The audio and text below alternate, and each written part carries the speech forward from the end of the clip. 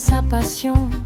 Elle commence sa vie sans parafoudre, elle traverse le feu sans protection. Elle apprend à tomber, à se résoudre, elle découvre son corps dans les miroirs, comme un secret qu'on apprivoise. Et dans le noir, elle finit par croire que le destin parfois se dévoile. Bientôt elle refait son histoire à travers l'angle d'un miroir.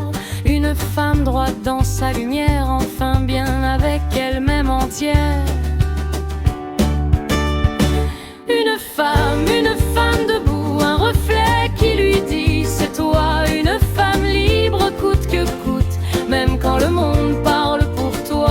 Entre les bobines et les écrans, le cinéma l'a prise un instant, mais son cœur lui ailleurs se rend, là où l'on sauve les vivants. Comme des bobines de vieux films, défilent des vies des lendemains, de nouveaux écrans de cinéma.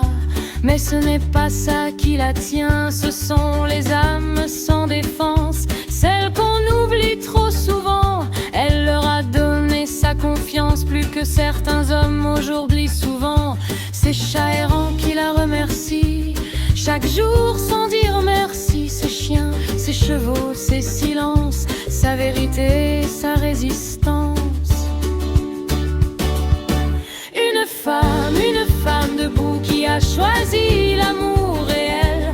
Une femme qui tend jusqu'au bout la main aux plus fragiles d'entre elles. Le vent part, les films s'en vont, les sentiments restent à l'écran. Dans l'entre-sait d'une émotion, elle vit loin du jugement.